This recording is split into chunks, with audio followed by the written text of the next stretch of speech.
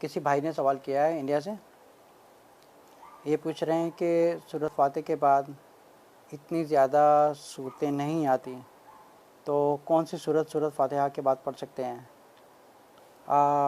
دیکھیں میرے بھائی، دیکھیں انسان اپنی زندگی میں کتنا ٹائم خراب کرتا ہے، فالتو چیزیں میں وقت ضائع کرواتا رہتا ہے۔ اب یہ جو وقت ضائع کروانا ہوتا ہے یہ صرف شیطان کی طرف سے ہوتا ہے۔ اب اچھے شیطان کا مقصد کیوں ہوتا ہے، یہ کیوں کروانا ہوتا ہے؟ کیونکہ شیطان نہیں چاہتا کہ انسان علم لے، اس لیے اس کی کوشش ہوتی ہے اس کو علم سے دور رکھے۔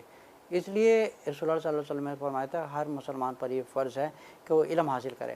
اب سمجھیں کہ اگر ہم 5 منٹ کسی دوست کے ساتھ بیٹھے ہیں یا کسی کے ساتھ کچھ فالتو کام کریں جس کا کچھ مقصد نہیں ہے، نہ وہ آخرت میں کام آنے والا ہے، نہ وہ ہماری قبر میں کام آنے والا ہے، کسی چیز میں کام آنے والا نہیں، ہم نے 5 منٹ برباد کر دیے۔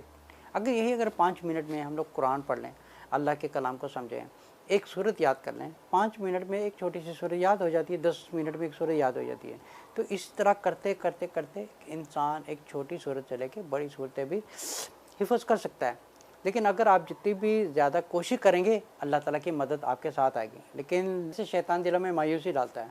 انسان اگر چاہے تو کوشش سے کچھ بھی کر سکتا ہے، لیکن انسان نفس کی بات سنتا ہے۔ اب نفس کیا کہتا ہے؟ اگر ہم سورہ یوسف کی آیت نمبر کو 53 میں پڑھتے ہیں تو اللہ تعالیٰ فرماتے ہیں وَمَا أُبَرِّئُ نَفْسِي إِنَّ النَّفْسَ لَأَمَّارَةٌ بِالسُّوءِ۔ تو اللہ تعالیٰ یہاں پہ فرما رہے ہیں کہ نفس جو ہے ہمیشہ برائی کی دعوت دیتا ہے۔ تو اسی طرح شیطان دل میں وسوسہ ڈالتا ہے کہ بھائی تم سے یہ کام نہیں ہوگا، تمہاری کمزور عقل ہے، یا تم اس قابل نہیں ہو، تم اتنے پڑھے لکھے نہیں ہو، تو تم سے یہ نہیں ہوگا۔ اب جیسے میں خود کی اپنی مثال لیتا ہوں، جیسے میں نے کسی چیز کے بارے میں قرآن میں سے کچھ میمورائز کرنا تھا، تو میں نے دیکھا کہ میں پہلے یہی سوچتا رہتا تھا کہ یہ مجھ سے نہیں ہوگا، لیکن ایک دن میں نے دل میں ٹھان لیا، پھر میں نے اللہ سے دعا کی رب زدنی علما، رب زدنی علما، رب زدنی علما، ربی اشرح لی صدری، ربی اشرح لی صدری، ربی اشرح لی۔ تو اللہ تعالیٰ سے مانگتا گیا، پھر میں نے اس چیز کو ایک پڑھنا شروع کر دیا۔ جب میں نے اس کو پڑھتا گیا، ایک صرف اللہ کی مدد سے وہ چیز حاصل ہو گئی جس چیز کی وجہ سے میرے دل میں ایک شیطان نے مایوسی ڈالی ہوئی تھی۔ اسی طرح دل کی بات ایک صرف شیطان کا وسوسہ ہوتا ہے۔ ہمیں اللہ کا نام لے کر اللہ کی مدد سے صورتیں یاد کریں تو صورتیں یاد ہو جائیں گی۔ تو لیکن اگر آپ کو جتنی بھی صورت آتی ہے، لیکن آپ اس کو پھر اچھے طریقے سے نماز میں تلاوت کریں۔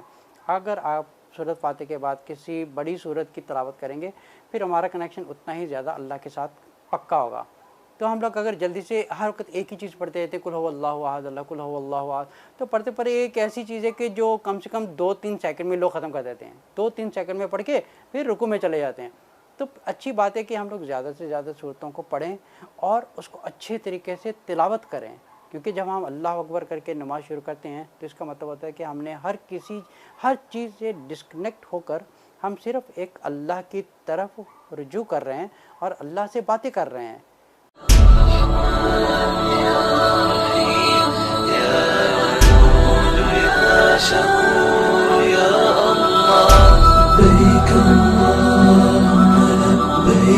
لبيك لا شريك لك لبيك إن الحمد والنعمة لك والملك لا شريك لك لبيك لبيك اللهم لبيك لبيك لا شريك لك